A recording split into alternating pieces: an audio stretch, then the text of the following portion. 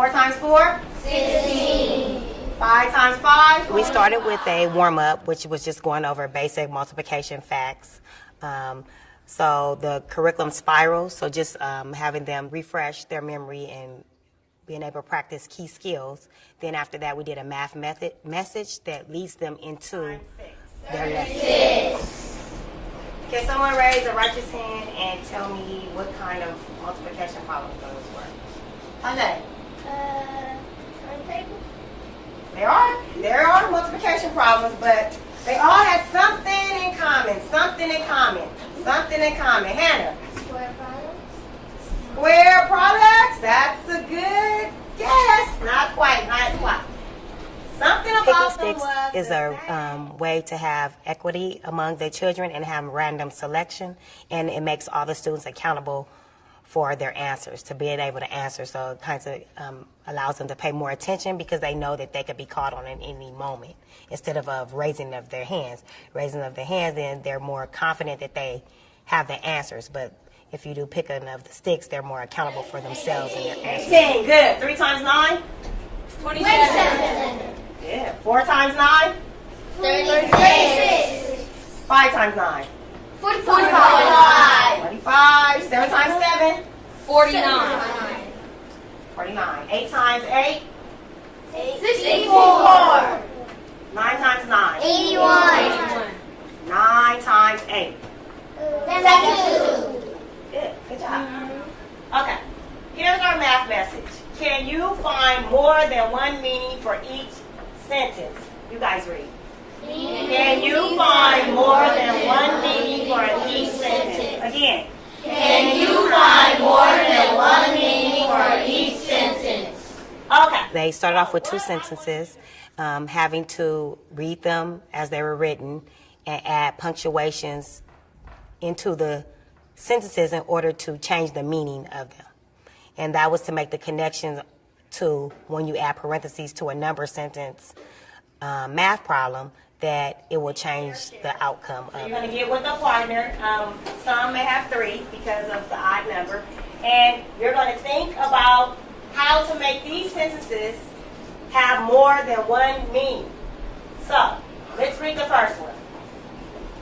In harmony. Let's go. Nancy fed Tom the big gray cat. Let's read it one more time. Nancy fed Tom the big gray cat. Nancy fed Tom the big gray cat. Nancy, my sister,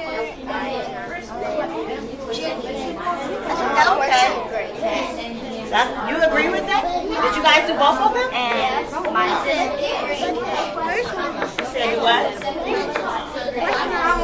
What about the second one? My sister, Tess, and Jimmy are going. Participation protocols and forms of discussion. So those are when the children get to talk to each other, how they did the think, pair, and share when they turned, and they shared answers to get the meaning of the sentences in the beginning in the math message. It adds engagement to math because sometimes it can be a subject that's not highly favored by the students. So when you add the strategies, it adds engagement and it makes the kids connect more to the subject. Did you guys do the first one? Okay, go ahead and work on the first one. We should really work that out. You did the second and the first one? Okay, you guys all agree?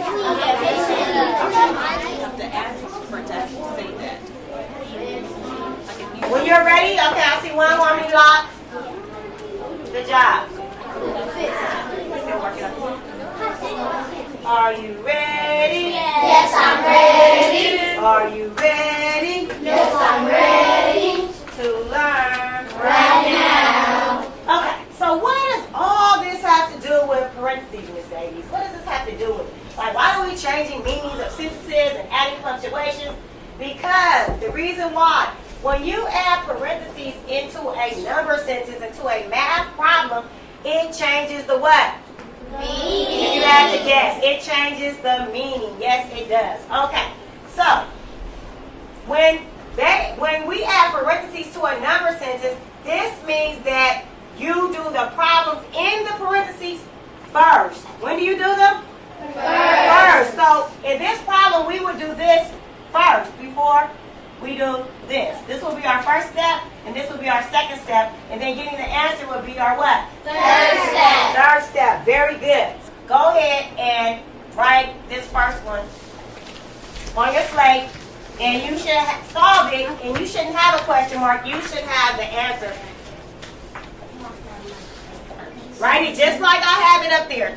Parentheses, and inside the parentheses, 25 minus 8, then plus 7 equal. Write it across right here, and then you can work it out horizontal on your board, but I want you to write it just like you see it. Don't hold it up, you guys. Write the parentheses. Write the parentheses around it. No, right here. Okay, I saw it.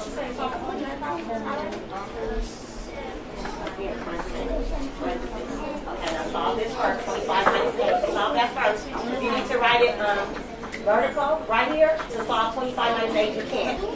So it equals 7. 5 taken away from 8, that can't exist. If 5 is taken away from 8, yes it can. Look. If you're What is my answer? 24! All right, raise the roof if you have the same answer as me. Good job. All right. Go ahead and erase and go ahead and do the next problem. You need some help? 8 plus 7. Solve in the parentheses first. 8 plus 7.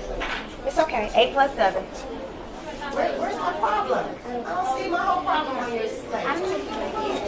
You got it? That's kind of confusing because if I have 15, how can I take 25 away from it?